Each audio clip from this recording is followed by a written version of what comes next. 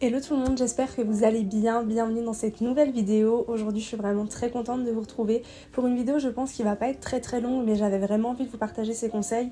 Comme vous le savez, je partage énormément de conseils sur la vie étudiante, sur les cours, des conseils de motivation, des conseils bien-être pour apprendre à gérer tout ce qui est anxiété, gérer son temps de travail, gérer sa vie pro, sa vie perso, les cours, etc. Donc ça me tenait à cœur de vous partager 10 conseils, en réalité il y en a 11, mais au niveau du titre, je préférais mettre 10 conseils pour garder un rythme école ou travail et rester motivé, donc réussir en fait tout au long de l'année à garder un rythme, conserver en fait cette motivation. Alors ce sera des conseils qui seront peut-être un peu plus axés pour les étudiants qui sont en cours, donc lycéens, collégiens et en études supérieures et qui ont peut-être un stage ou une alternance en parallèle, mais c'est des conseils aussi que vous pouvez adapter si jamais vous êtes déjà dans la vie professionnelle. Avant de commencer cette vidéo, je vous remercie de l'accueil que vous avez fait à mes 2 premières vidéos de l'année 2024. Comme je vous l'ai dit, j'essaye vraiment de développer ma chaîne en 2024. Je vais poster une vidéo tous les dimanches, donc une vidéo par semaine. Donc si jamais mes vidéos vous plaisent et que vous avez envie de me soutenir pendant cette année 2024, je vous invite à vous abonner à ma chaîne si jamais ce n'est toujours pas fait. Vous pouvez aussi liker cette vidéo, comme ça me permettra de voir ce que vous aimez plus ou moins sur ma chaîne. On va commencer tout de suite, c'est parti.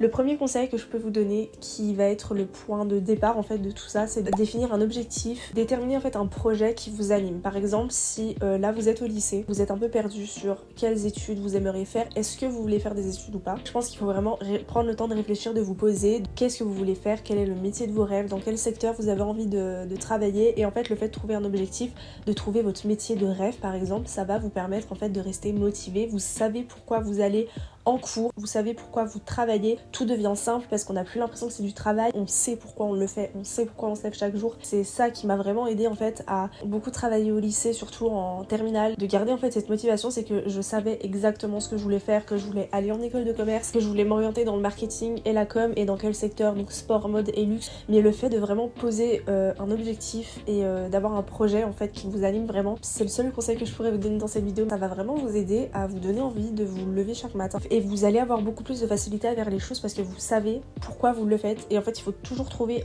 un sens, toujours donner un sens à tout ce qu'on fait parce que sinon on se perd un petit peu. Deuxième conseil, c'est d'adopter une routine qui est adaptée à votre objectif. Je vous l'avais dit dans ma dernière vidéo, mais quand vous avez un objectif, je vous redonne le même exemple. Par exemple, moi mon objectif c'est d'atteindre 10 000 abonnés en 2024 sur ma chaîne YouTube. Quand vous avez un objectif comme ça, vous devez tout le temps penser à votre objectif, tout faire en fonction de votre objectif. Si vous ne travaillez pas pour cet objectif, il va rien se passer en fait. Donc c'est à vous vraiment d'être acteur et de travailler pour cet objectif. Donc du coup ça demande de revoir un peu votre routine, votre rythme de vie. En 2023 ce que je faisais c'est que je filmais mes vidéos quand j'avais le temps, je faisais le montage quand j'avais le temps, donc des fois je pouvais filmer un tel jour et laisser passer 2 semaines avant que la vidéo se poste parce que je prenais pas du tout le temps de faire le montage. Par exemple, avoir une bonne routine pour être en forme, avoir une routine, des habitudes en fait, c'est des moments en fait dans votre semaine où vous allez vraiment travailler sur vos objectifs. Être discipliné dans toutes les actions qui nous permettent d'atteindre notre objectif. La discipline, c'est très important et c'est quelque chose que j'ai compris en 2023 qui fonctionne pour tout, notamment pour les cours. La chose la plus pénible quand on est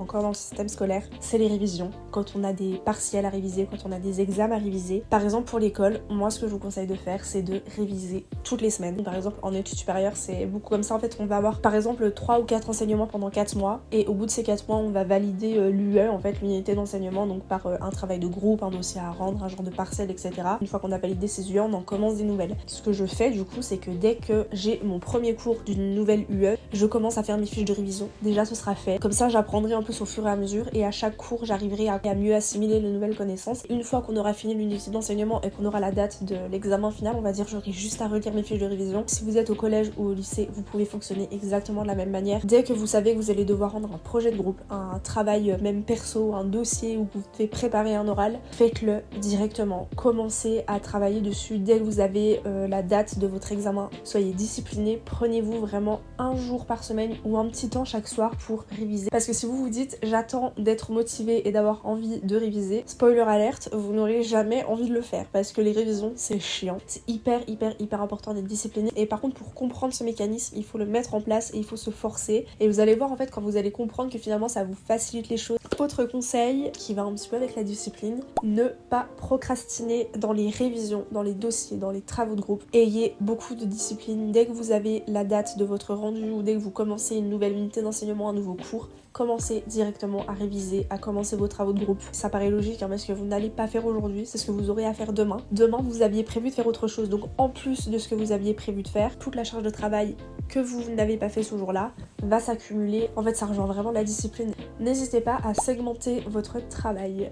Par exemple, si vous avez un dossier, je sais qu'en études supérieures, en master, on a pas mal de dossiers à faire. Si vous avez un dossier avec un plan bien défini à préparer, moi je vous conseille de segmenter votre travail par exemple sur 2 semaines. Lundi soir, je fais l'introduction. Mercredi soir, je réponds à la première question et ainsi de suite. Et vous étalez votre travail, ce sera beaucoup plus simple plutôt que de prendre 4 heures une journée à faire uniquement ça. Il vaut mieux, je pense, prendre 45 minutes 2-3 fois par semaine plutôt que de se mettre pendant 4-5 heures sur un dossier. Parce qu'on fait beaucoup depuis du coup le début de cette année scolaire, on a énormément de travaux de groupe. Nous, on se fait pas mal de points en visio, donc on se fait des petits appels qui durent parfois 15 minutes, 20 minutes, 30 minutes pour savoir si chaque personne a fait sa partie. Et si jamais la personne n'a pas fait sa partie, c'est pas grave parce qu'on a tous notre vie à côté. Ça permet en fait de s'aider, de faire un point et de se donner un peu des deadlines que le jour où je dois avoir fini telle partie ou au moins avoir dégrossi un peu le travail. Optimiser son temps. Je suis en master, je suis en alternance, donc moi je suis en études sur Lyon. Toutes les semaines, une fois par semaine, je vais à Lyon et une fois toutes les 5 semaines à peu près, j'ai une semaine de cours complète, plus mon alternance, plus tous les petits projets pro que je développe à côté, plus ma vie perso. Ce qui me permet de pouvoir tout gérer, c'est d'optimiser mon temps. Par exemple, quand je vais en cours à Lyon, c'est des grosses journées puisque déjà les journées de cours c'est 8h30,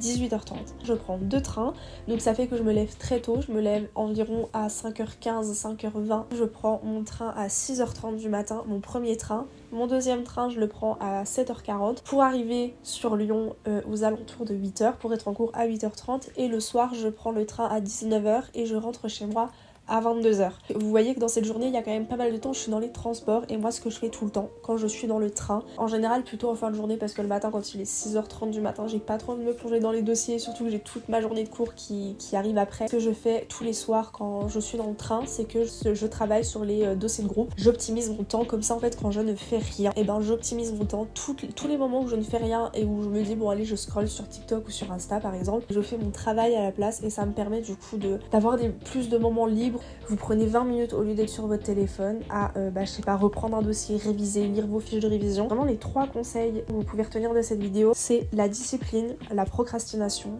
et l'optimisation de son temps. Autre conseil, je vous conseille de faire un vision board sur votre objectif où vous pouvez mettre en photo votre métier de rêve, votre style de vie de rêve. Le fait de mettre votre vision board par exemple en fond d'écran, ça va vous permettre à chaque fois que vous prenez votre téléphone de vous rappeler votre objectif. C'est des petites techniques comme ça mais qui marchent plutôt bien. Soit vous pouvez créer votre vision board, soit vous pouvez en trouver sur internet ou Pinterest, tout fait directement. Écrivez votre objectif, un peu votre plan de carrière mais très rapidement sans rentrer trop dans les détails. Je fais tel bac pour après rentrer dans telle école pour pouvoir faire tel métier parce que j'ai envie d'habiter dans tel endroit. Il y a des moments dans l'année, c'est normal, où on va se sentir un peu moins motivé, on aura des baisses d'énergie. Le fait d'écrire cet objectif et de le relire plusieurs fois, ça permet de vous remettre les idées en place et c'est hyper rassurant en fait de se dire ok mon objectif il est là, donc il n'y a pas à stresser, je sais pourquoi je fais ça, il n'y a pas de stress sur qu'est-ce que je veux faire plus tard, est-ce que je suis pas complètement perdue dans mon orientation. Oui, vous avez choisi la bonne formation dès l'instant où vous avez suivi le premier conseil de ces vidéos qui était de définir un objectif et un projet. Et comme je vous l'ai dit, il y a des moments où on peut se sentir un peu plus perdu, un peu plus anxieux, juste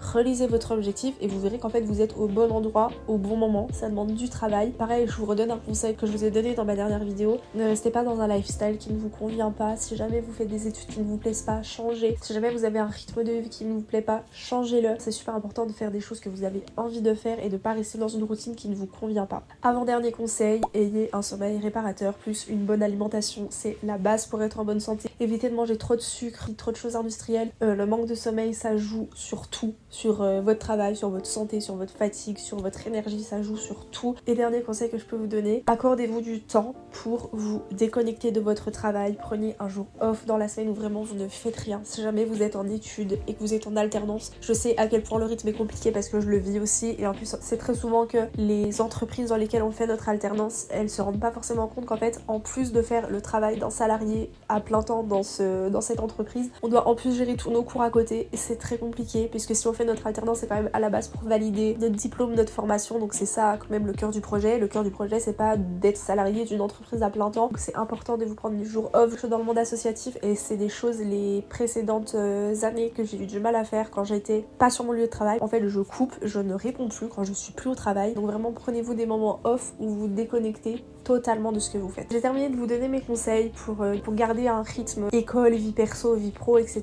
et de rester motivé toute l'année. C'est des petits conseils que vous pouvez directement mettre en place dans votre routine assez simplement. Si cette vidéo vous a plu, je vous invite à la liker et à me dire en commentaire ce que vous en avez pensé. Tous mes réseaux sociaux sont en barre d'infos, donc n'hésitez pas à me suivre. Enfin, je vous remercie d'avoir regardé cette vidéo. Je fais plein de gros bisous et on se retrouve bientôt pour une prochaine vidéo. Bye!